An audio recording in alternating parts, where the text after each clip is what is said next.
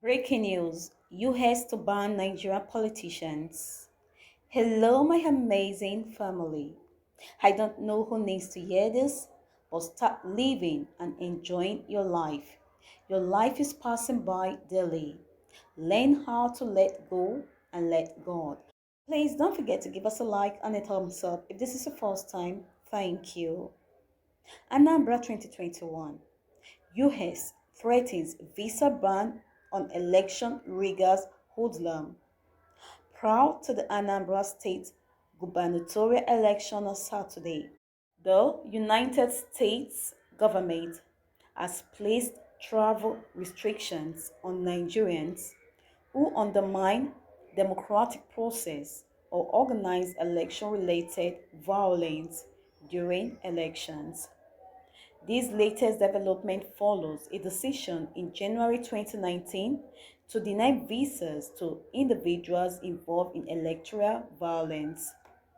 The latest visa restrictions affect individuals who have so far operated with impunity at the expense of the Nigerian people and have undermined democratic principles. Morgan Ortagos, a U.S. State Department spokeswoman, said in a statement announcing the restrictions Monday.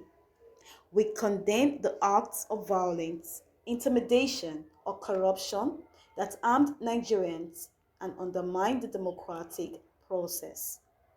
It listed four states in Nigeria as abhorrent violators. The visa restrictions will only affect certain individuals and not directed at the Nigerian people. The report says, however, the individuals affected were not named. Please don't forget to give us a like or thumbs up if this is your first time. Thank you. It stated that the US government wants to help Nigerians end corruption and strengthening democracy, accountability, and respect for human rights. Nigeria's general election and parliamentary elections held between March and April 2019 were marred by violence, vote buying, and rigging. More than 620 people died of violence during the 2019 elections cycle, according to a report from SBM Intelligence, one of Nigeria's leading analysis platforms.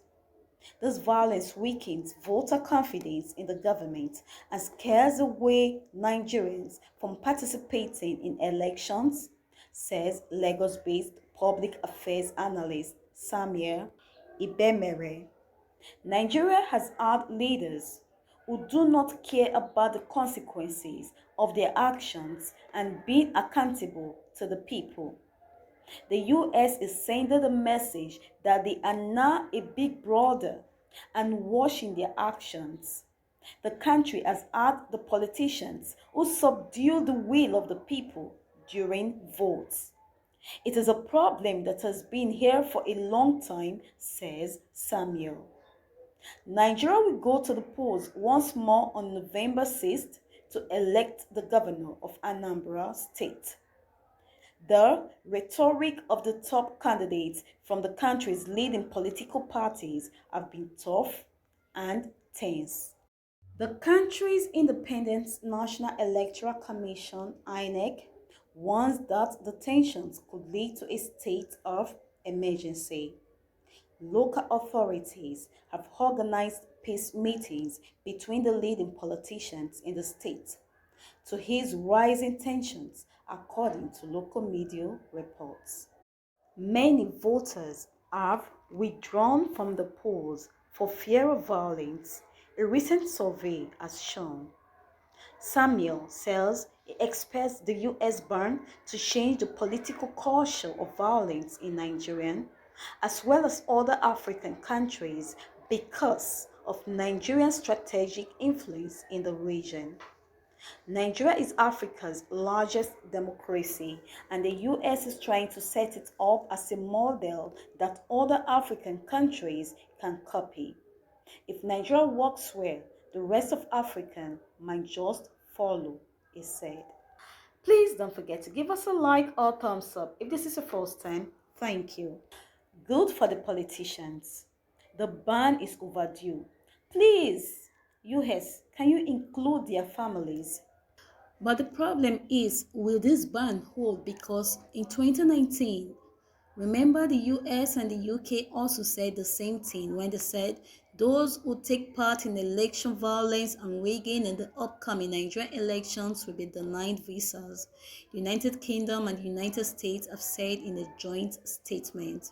The UK government said its observers would monitor polling stations and social media during the February 16 vote, and those found inciting violence may also face prosecution. And I believe even after then, our politicians have been traveling in and around the UK and the US. Even during the hashtag Bring Back Our Girls, travel restrictions was also extended to family members of the politicians, and still it was not carried out. Report also shows that voters are worried about electoral violence, intimidation, and the credibility of the poll. Details including observations, findings, and recommendations from the survey were contained in a report saying to Premier Times. Citizens have always expressed their major concerns about violence by political parties and security officers. Approximately 1 in 10 citizens have said they have directly experienced violence and intimidation related to the elections, while over one-third have heard political candidates using hate speech on the campaign trail, just like our brothers did recently in the likes of Soludo and Andy Uba. Please don't forget to give us a like and a thumbs up if this is your first time. Thank you.